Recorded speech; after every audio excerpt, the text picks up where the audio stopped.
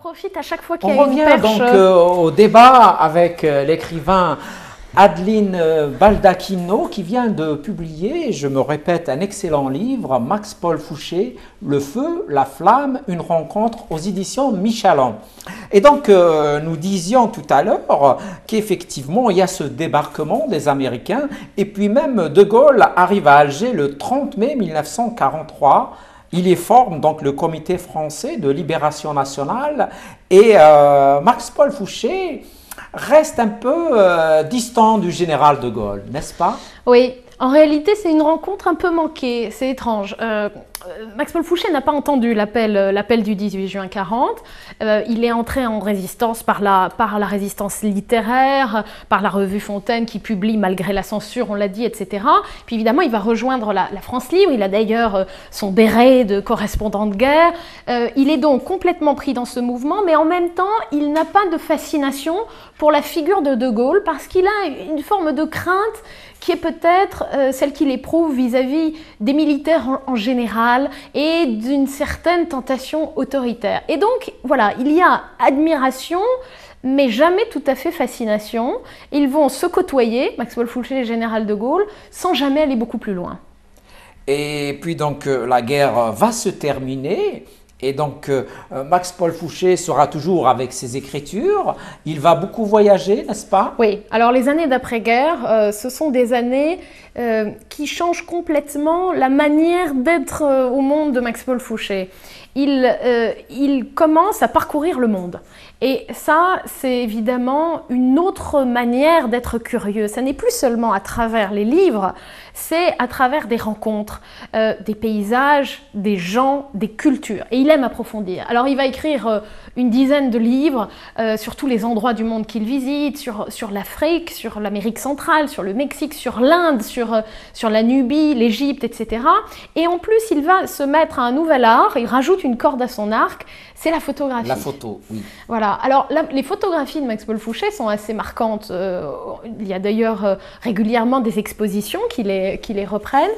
Et on voit bien qu'il cherche toujours à inscrire des portraits dans un paysage qui soit à la fois symbolique de toute une culture, parce que c'est ça qui l'intéresse, c'est de comprendre ce qu'il y a derrière l'art érotique des Indes quand il va visiter les temples de Khajuraho, ou ce qu'il y a derrière les statues des dieux égyptiens quand il est en Nubie. Mais en même temps, il veut comprendre la relation que le peuple qui vit toujours sur ces terres entretient avec son histoire. C'est ce qui rend ces moments volés, ces moments fugitifs, tout à fait passionnant. Tout à fait. Après, il devient quand même un grand homme des médias, principalement à la télé, puisqu'il commence déjà à faire de la télé en 1953, c'est ça? Oui, en fait, il fait partie des grands pionniers de la télévision française, avec Pierre Desgroupes, avec Dumayet. Il fait partie de l'équipe de Lecture pour tous. Et il commence à ce moment-là à faire très régulièrement des chroniques, d'abord des chroniques littéraires, mais ensuite des chroniques qui concernent la vie des idées en général et les arts. Alors, il va ensuite avoir une émission qui s'appelle Terre des Arts. C'est des formats d'1 heure à peu près. Il part sur le terrain. Il réalise 1 heure, par exemple, sur l'Iran, extraordinaire, qu'on peut regarder encore aujourd'hui. Deux films sur l'Afrique noire. Voilà, donc il s'intéresse beaucoup à l'archéologie, à l'ethnologie. Et puis, il a Le fil de la vie, qui dans les années 60 est une émission d'un format un peu particulier, 10 minutes face à l'écran, et il parle de thèmes qui l'intéressent, qui l'interpellent. Alors évidemment, il parle de l'Algérie, par exemple. Oui, il parle de beaucoup de sujets. Auparavant, vous le disiez, donc, il faisait des chroniques sur des écrivains de tous les horizons aussi, hein, des écrivains des 4 coins du monde. Absolument. Encore une fois, son ouverture. Oui, hein. Son ouverture parce il fait découvrir un certain nombre d'auteurs étrangers, il fait des préfaces. Par exemple, Au-dessous du volcan de Malcolm Lowry, c'est lui qui va faire une préface assez marquante sur ce sujet. Donc, il apporte un éclairage évidemment culturel et il ne se prive jamais d'aller plus loin. Il Par exemple, il va se prononcer sur la peine de mort, il va se prononcer sur la guerre d'Algérie à travers une chronique qui s'appelle « Algérie, notre conscience », qui est très belle, de lucidité, de force. Il touche donc à tous les domaines de la connaissance parce qu'il est persuadé, et c'est une belle formule, qu'un touche-à-tout, c'est quelqu'un que tout touche. Tout à fait, tout à fait. Et puis vous racontez une histoire un peu intéressante dans la mesure où il y a un positionnement, vous le dites, ambigu par rapport à Solzhenitsyn. Tout comme il salue un de ses livres. Et donc, pour les histoires de Goulag, il est un peu réticent. Alors, oui, parce que Maxwell Fouché, c'est quelqu'un qui dit « Mes positions politiques sont avant tout des positions lyriques ». C'est la formule qu'il emploie. Ce qui veut dire qu'il a des convictions claires, c'est un homme de gauche, mais ça n'est jamais un partisan au sens dogmatique. Ce n'est pas un compagnon de route, par exemple, au sens classique du communisme, au sens sartrien, par exemple. C'est quelqu'un qui aime juger sur pièce et qui est toujours un petit peu dans le doute. Alors, ce qui se passe au moment de Solzhenitsyn, c'est un peu compliqué. Il admire Solzhenitsyn. Il a parlé de son livre qui précède l'archipel du Goulag en disant que c'était le premier à avoir le courage de dénoncer les camps soviétiques. Mais au moment où ça sort, il est un peu partagé parce que c'est aussi le moment où se monte le programme commun de la gauche et il se demande si la communication médiatique autour de l'archipel du Goulag ne sert pas aussi finalement à décrédibiliser ce front commun de la gauche. Et donc il est un peu ambigu dans ses positions. Il a peut-être peur de se faire manipuler ? Il a peur de ça, sans doute.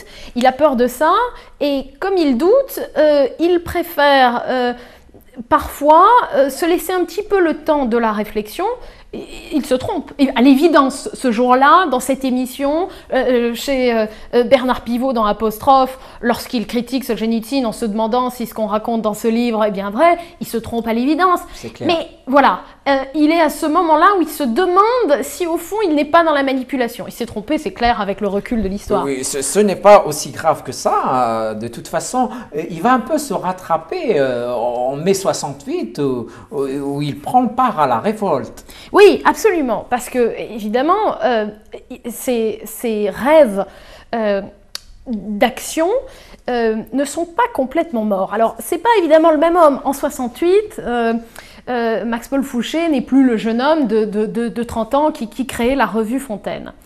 Mais il a encore un livre à écrire, il va l'écrire un petit peu plus tard, La Révolution de Santa Cruz, qui parle de ça, de la volonté de s'engager. Et puis alors surtout, il se fait interpeller par des étudiants alors qu'il est au fait finalement de la célébrité télévisuelle, des étudiants qui lui disent « mais enfin, que fais-tu toi au nom de cette liberté-là et de nos rêves ?»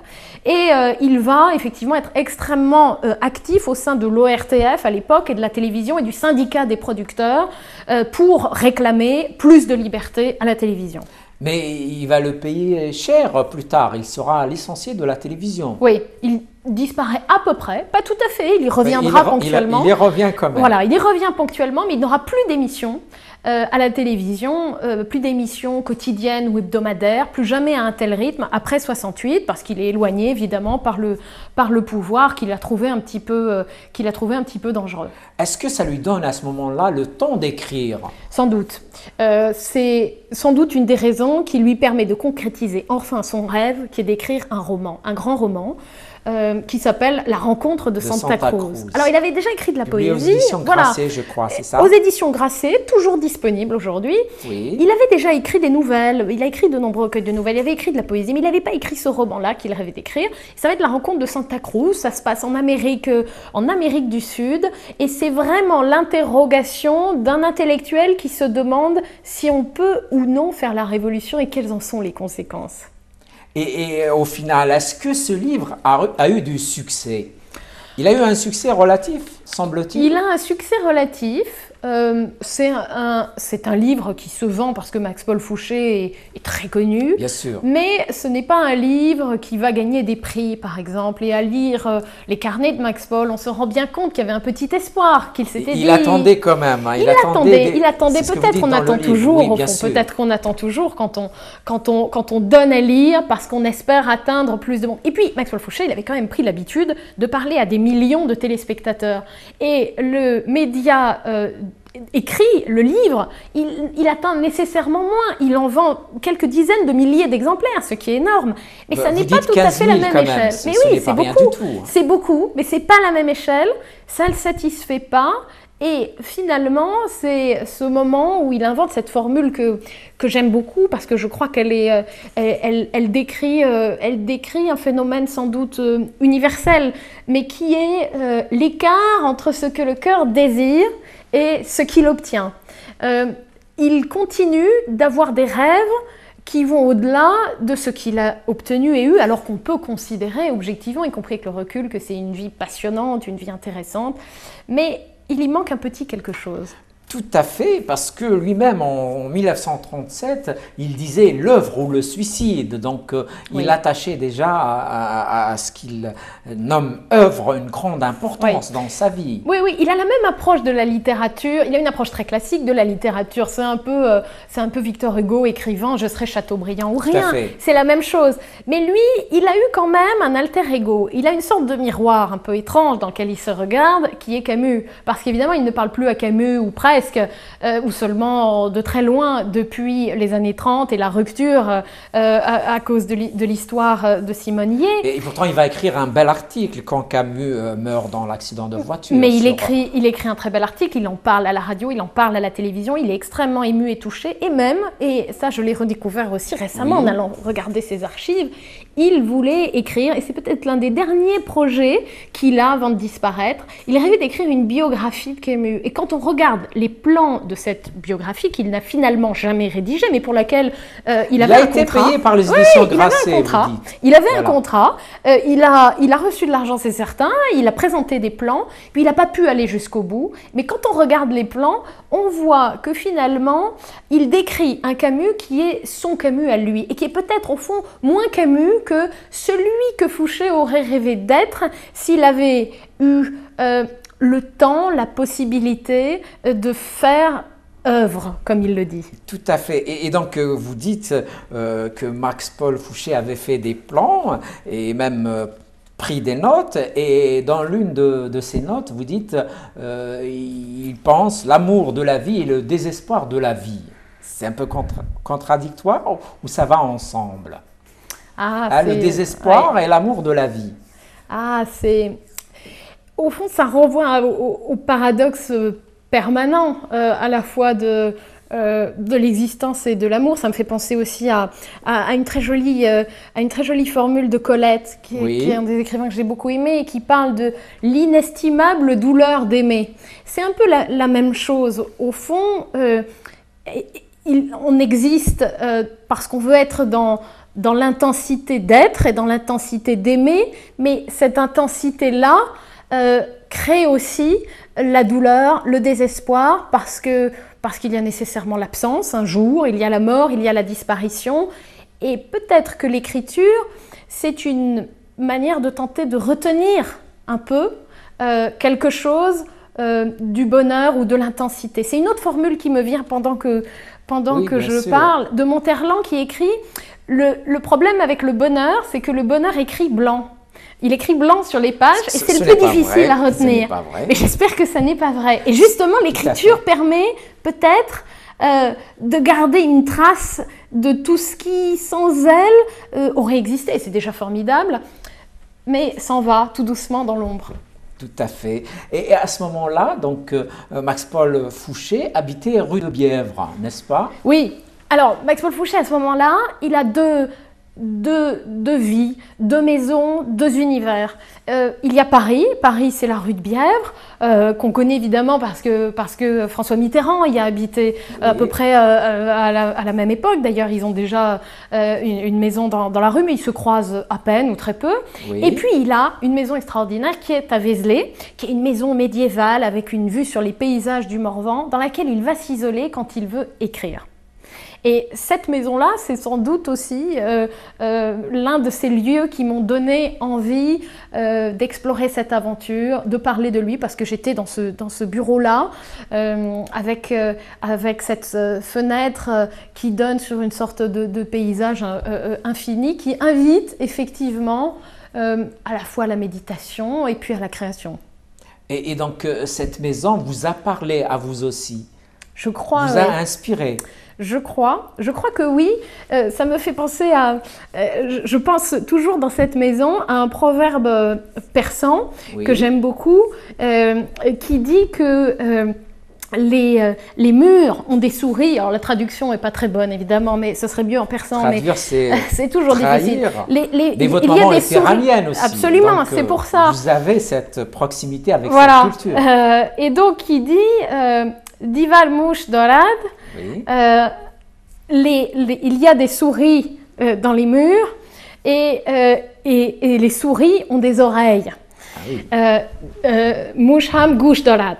C'est ça la formule. Et alors, ce que ça veut dire pour moi, ça veut dire que les murs parlent. Alors évidemment, ça parle aussi. Bien ça veut sûr, dire qu'il bien n'y a sûr. aucun secret qui ne peut être gardé. Mais ça veut dire qu'il y a une âme des choses, peut-être une âme de la pierre. C'est la même idée que Nerval depuis très longtemps. On retrouve ça partout dans la poésie. Tout à Que fait. les lieux, les objets nous parlent et nous invitent à rêver et à réinventer quelque chose autour d'eux.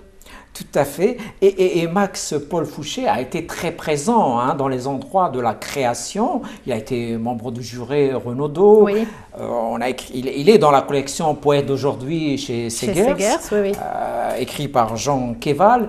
Et puis donc, semble-t-il, il a aidé Samuel Beckett qui lui dit « Sans vous, j'aurais peut-être cessé d'écrire Oui. C'est extraordinaire. Oui, ça c'est extraordinaire parce que Max Paul, par ses chroniques, par ses préfaces, introduit des auteurs effectivement en France et il raconte comment il croise, alors qu'il commence lui à disparaître, Max Paul Fouché des écrans de télévision, on commence un peu à l'oublier et puis il va chez son tailleur, c'est le même tailleur que Samuel Beckett et il raconte comment, au fond ça lui remonte le moral, c'est très humain, il se rend compte que oui, il a servi, il a été là au moment où il fallait parce que Beckett lui dit mais c'est grâce à vous au fond que on me lit aujourd'hui dans ce pays. Et évidemment, ça le touche parce que ça touche en lui la fibre de l'homme de communication. Ce qu'il y a de très marquant et qui, je crois, doit encore nous intéresser aujourd'hui, chez Max Paul Fouché et chez d'autres, finalement, c'est un peu un symbole de cette forme-là d'existence qui m'intéresse, c'est la non-indifférence aux choses. Il se passionne et il tente d'expliquer pourquoi il se passionne et de communiquer sur les raisons profondes de l'intérêt que l'on peut trouver à une œuvre d'art, par exemple. Tout à fait. Et puis, il aime beaucoup la vie aussi. Il continue à vivre très fort, très fortement. Oui. Il a plusieurs campagnes, Oui. n'est-ce pas? Il a une compagne officielle et puis il a une vie amoureuse intense, effectivement. Il a de multiples facettes, il utilise des alibis et des arguments qui lui permettent de passer des soirées chez son éditeur pour filer par la porte de derrière, retrouver des femmes qui comptent pour lui. Il ne s'en cache pas. Dans son journal, il ne le dit évidemment pas Bien très sûr, fort à bien l'époque dans les textes qu'il écrit, mais c'est une facette importante du personnage parce qu'effectivement, là aussi, il continue de croire à l'intensité d'être et d'exister et de chercher partout ce qui, dans la vie, permet de mettre des étincelles et qui vont jusqu'à, évidemment, ces fameuses braises et la flamme poétique. Tout à fait. Et sa dernière campagne, beaucoup plus jeune que lui, le largue un petit peu, n'est-ce pas? Alors, c'est pas très clair. C'est pas très une clair. histoire effectivement pas très claire. Ce sont les carnets des dernières années où on voit apparaître des figures de femmes assez jeunes qu'il aime beaucoup, avec lesquelles il entretient une relation parfois épistolaire, mais aussi très charnelle, c'est clair. Et puis, qui le quittent, qui reviennent, qui repartent.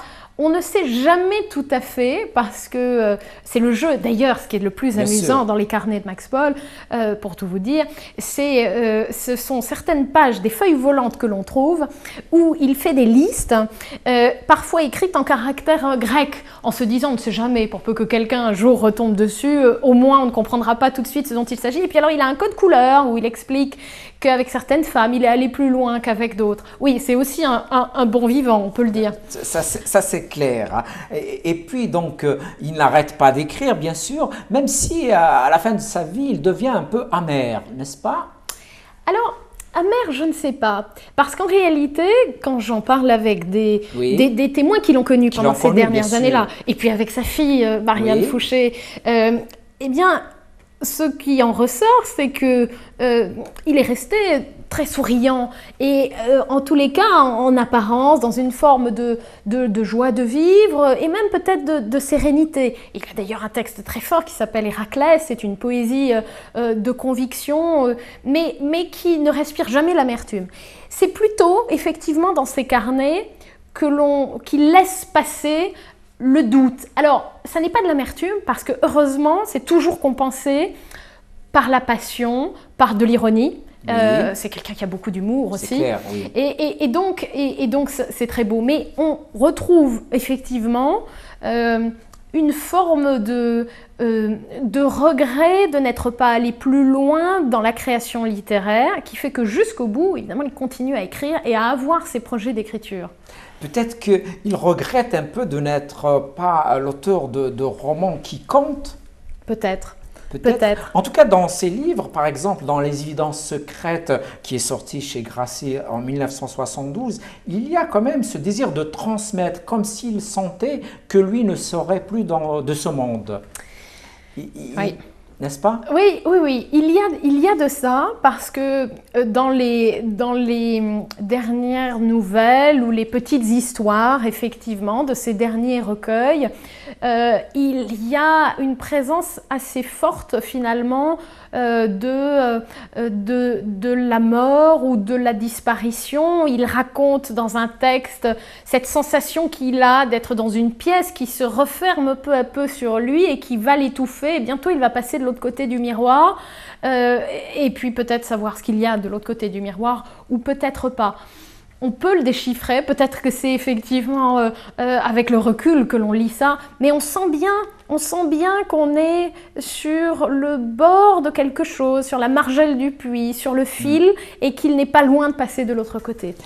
Donc il quitte ce monde en 1980, je crois. Oui. Est-ce qu'aujourd'hui, l'œuvre de Max-Paul Fouché est assez reconnue en France ? Je crois qu'aujourd'hui, le nom de Max-Paul Fouché et son visage restent familiers à toute une génération qu'il a vu à la télévision, qu'il a entendu à la radio et qui a même parfois appris à penser et à lire grâce à lui, à travers lui. Le musée du Quai Branly, par exemple, le musée des Arts Premiers à Paris, c'est d'une certaine façon parce qu'il a joué le rôle de mentor pour Jacques Kershage qui est à l'origine de la création de ce magnifique musée. Tout à fait. Mais en revanche, il est certain que à la fois son œuvre et son parcours d'humaniste, parce qu'ils sont difficilement classables, parce qu'ils touchent à trop de domaines à la fois, font qu'on l'aborde moins, qu'on en parle moins dans les médias, c'est l'évidence, et qu'au fond, il disparaît un petit peu dans l'ombre de Camus. Quand on parle de Camus, parfois on va parler de Max-Paul Fouché, mais pas naturellement. Ça, c'est vrai. Et je crois qu'il y a pourtant un message et une humanité à la fois dans son œuvre et dans son parcours qui mérite d'être regardé aujourd'hui. Est-ce qu'il y a encore des événements qui vont commémorer donc, le centenaire de sa naissance? Oui, alors il y en a eu tout au long de l'année 2013, mais principalement c'est vrai dans Lyon, oui.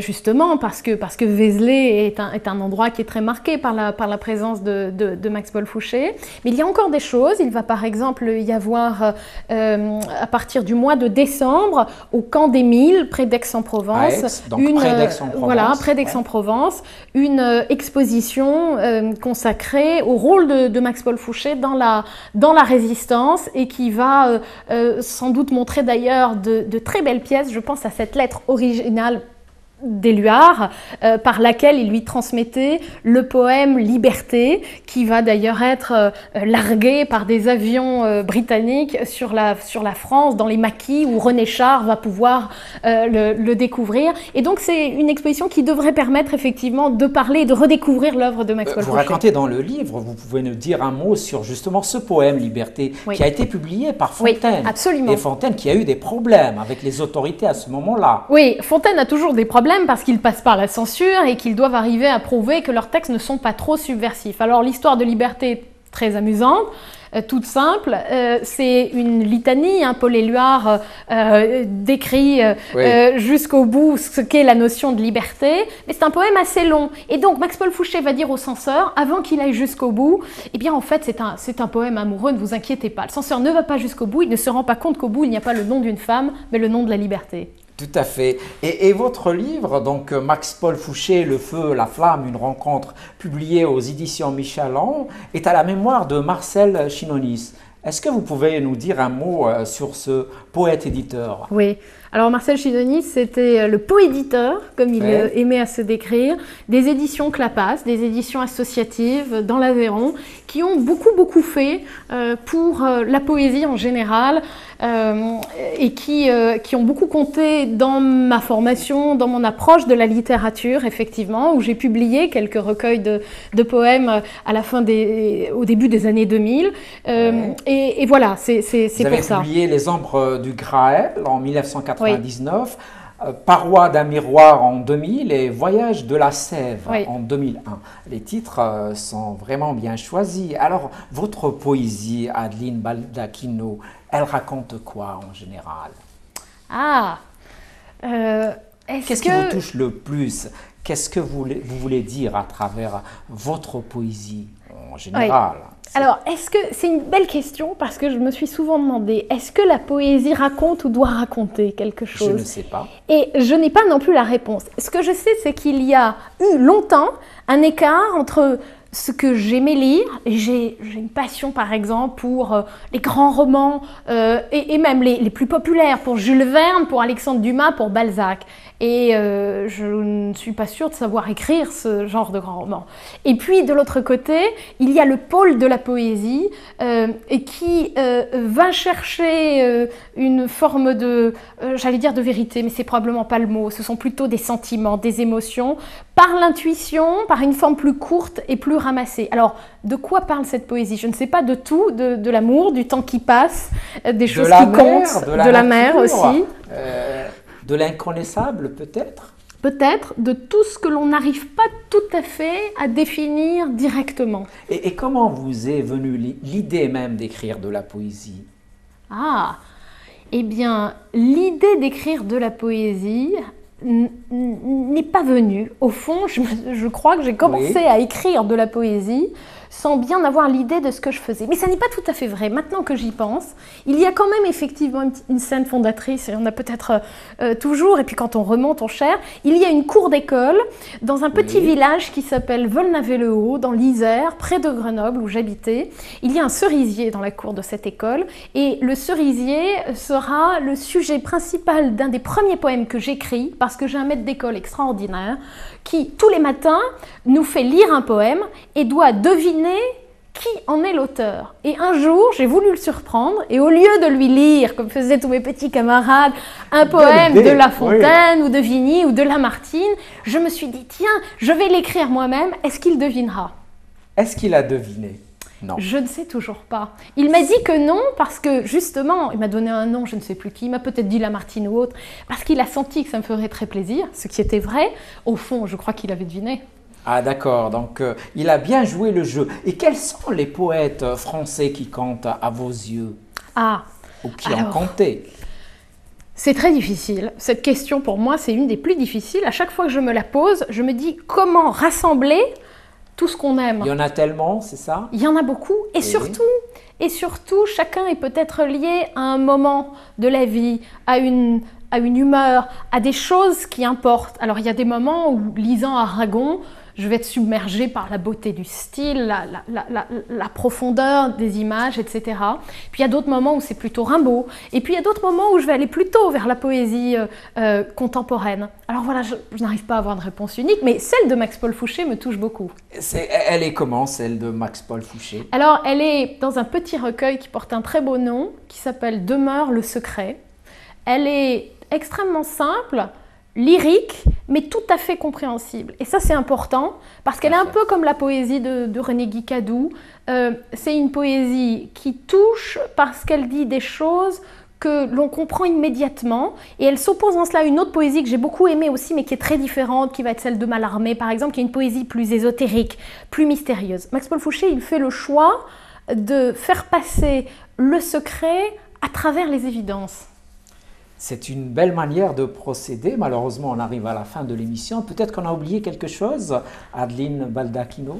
Oh, on a oublié tant de choses, évidemment, mais c'est déjà Peut-être un un très beau dernier mot moment. alors, oui, bien sûr. Oh non, c'est déjà un très beau moment. Merci beaucoup, surtout. Ben, je vous en prie, merci à vous et je vous dis bonne continuation. Merci encore. Merci aussi à vous de nous avoir regardés. Merci à vous de nous avoir écoutés. Portez-vous bien. Prenez soin de vous. Au revoir.